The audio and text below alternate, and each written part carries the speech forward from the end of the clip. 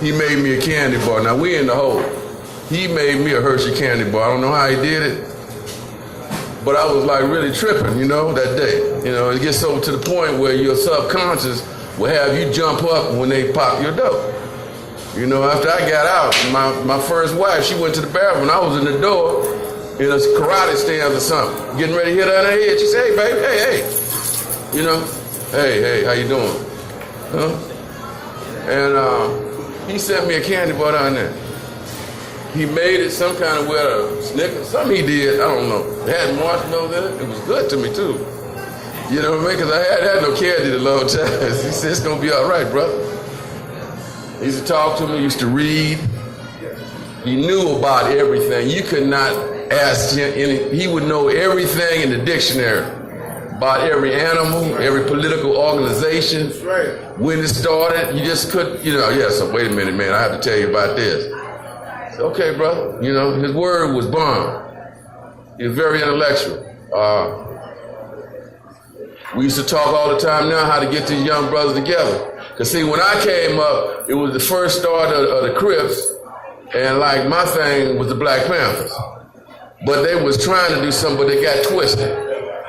So we knew, the situation was, so we used to talk, say, how can we get these young brothers together to direct them in the right direction, to continue to fight for our freedom. I didn't want to get up this morning, y'all, but seemed like the spirit of Baba got to me and said, "Man, get on up, soldier. We still got to keep on marching. It ain't over with yet." That's what I'm saying. It ain't over for the struggle yet. And anybody believe that, they need to go somewhere else, because I'm not going to give up. For my last day, I'm going to fall. When I fall from my feet to the ground with them fighting against these imperialist dogs. Nothing has changed for us. As far as I'm concerned, it's gotten worse.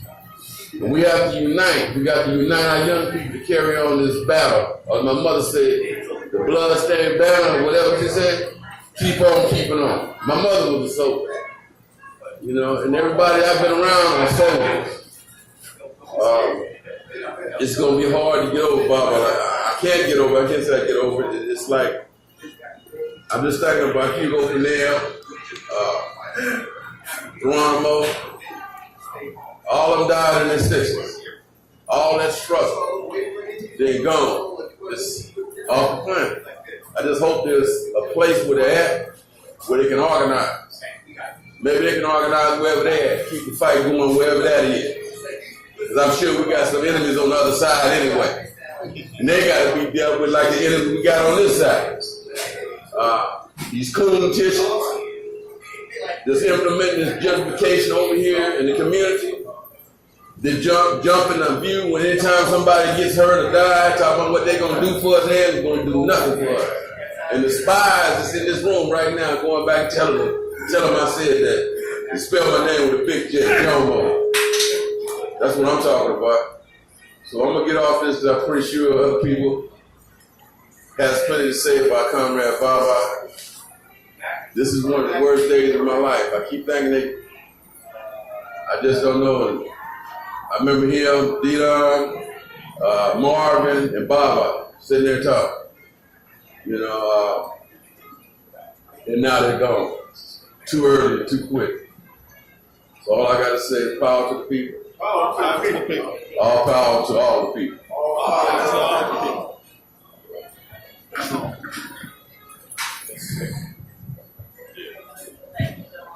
What's ironic that in the background you hear that fast 30-second note trumpet player playing on the microphone. Baba, if you wanted to have a conversation about life, which jazz is about life, then you listen to that music. Well, I hate to say jazz, African freedom music. That's one of the things I love about Baba, man. We had conversations about the music. Last time I saw Baba, we had what's called blindfold test. Blindfold test, you put a musician on, CD, records, whatever.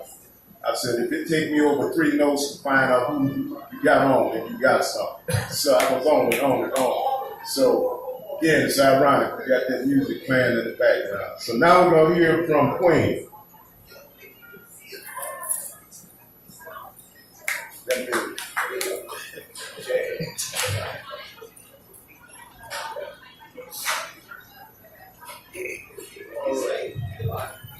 Greetings, good morning.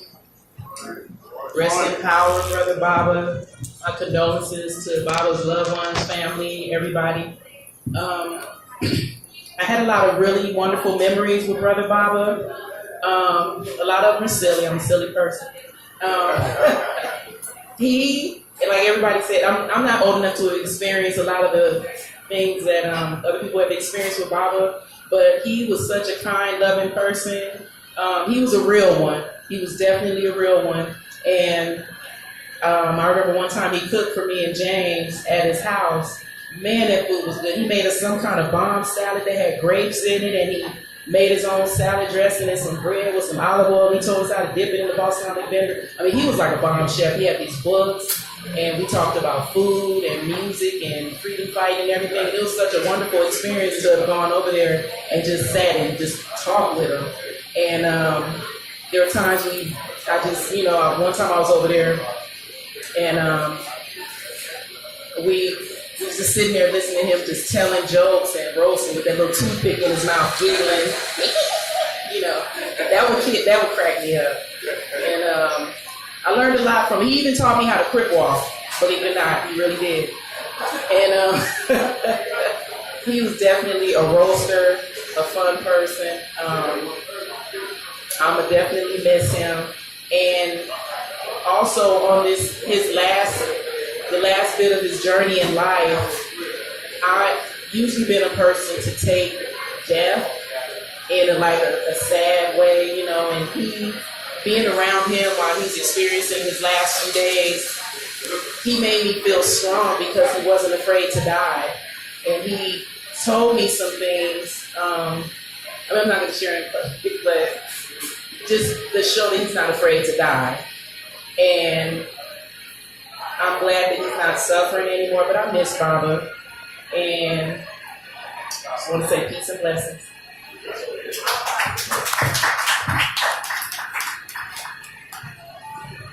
Okay, jazz. The jazz cats. Happy ever jazz.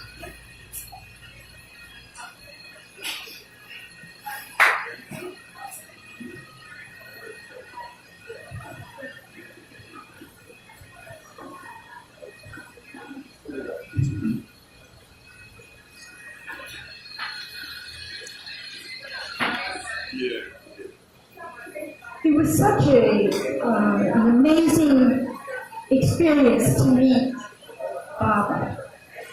I met him shortly before my daughter and he got together, and he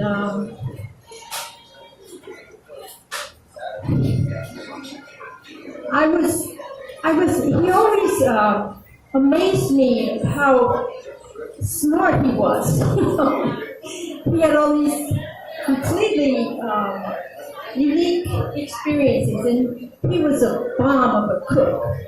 He made some really great food. Really enjoyed learning from him with this, And when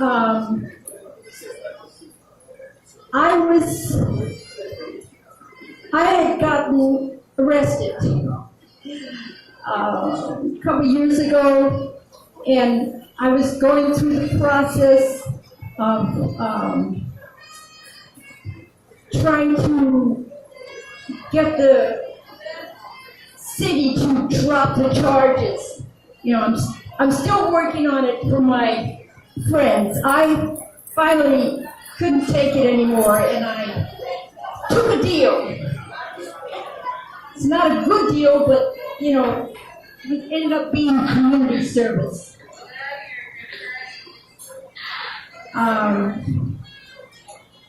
But Baba connected me with James, and I talked to James about the possibility of having him represent me. But the people where I were, they, because I didn't have a lot of money, they suggested I go with an attorney from the from the county. But anyway,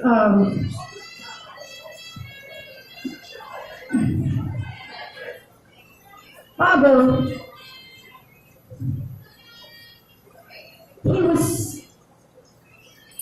I could see why my daughter was so attracted to him. I mean, Baba is younger than me, but he's closer to my age than hers. But I could see why she was so enamored of him, because he was so intellectual. He was so into his books. He was so into life. He was so into what could be good for the people, And I think he always kept that in mind.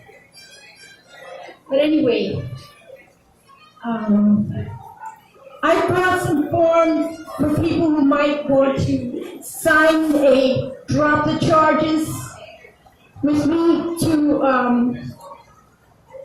help my people so they don't end up in bad straits. But anyway, I thank you for giving me this opportunity to talk about my experience with him. It was a good time. I loved how this experience affected my daughter. That's what I appreciate most about Father. I love the way he loved her. Thank you.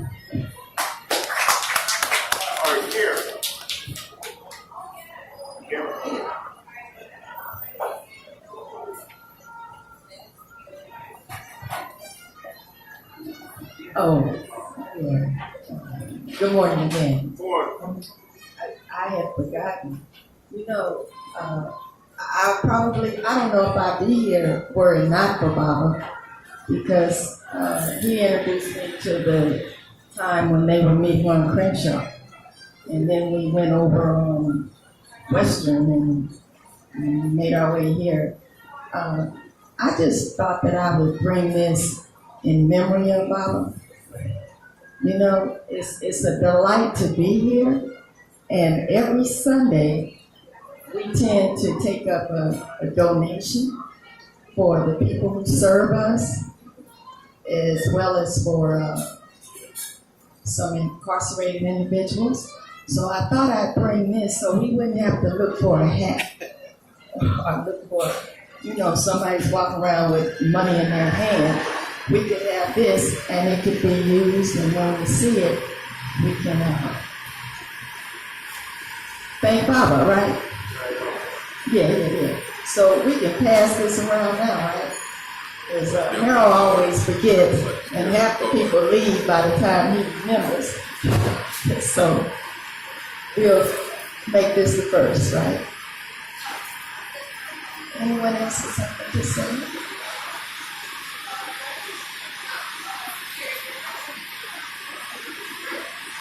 I'd sing. Sister, you mind drumming a little for us today?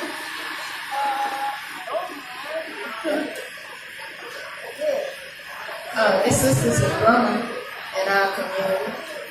I'll pass it around. You get your drum together, sister.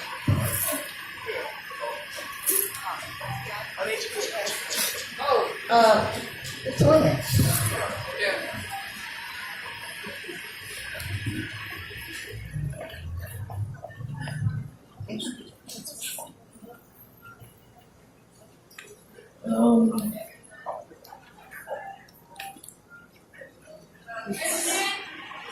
It's hard. It's hard to talk about it for me personally, because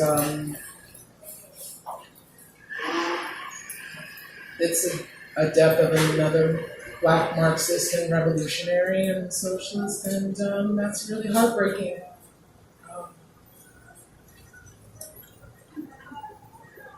And he was so steadfast in his principles about being a Luxembourgist. He'd always talk about that.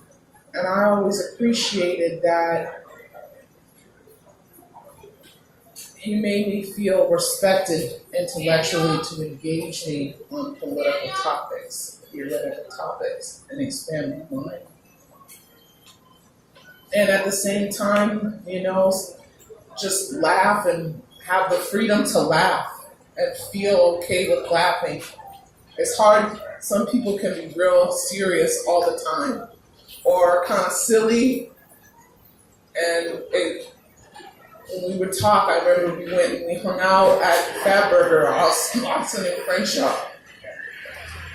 And we were talking about some of the inner workings just with the movement and the freeway shutdowns and a lot of the protests that were going on and things that we were worried about and things that made us optimistic. And he just gave me the spirit of just forward and onward, not judgmental, not finger wagging, like none of that. Just this is what I know, this is what I've learned, and maybe we have a disagreement, but I respect you enough to say what I think and also to hear what you have to say. And it's a special elder and person who can do that with people who are younger, is to be honest about where they stand and also not judge and say you're doing this and that and be that kind of person, but just to give that insight.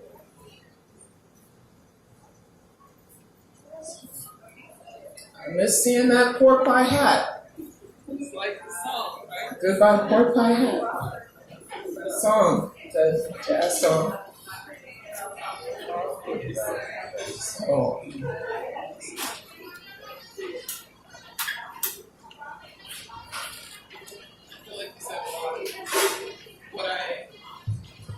I feel like you said a lot of the things that I wanted to say. I also think, a lot of folks, when they become revolutionaries, they're young. And, they see themselves like Che Guevara, right? Like young person going down in a hail of gunfire, fighting in the revolution. But it's quite another thing to be dedicated to the revolutionary movement until your last dying breath. It's one thing to continue on, as your body changes.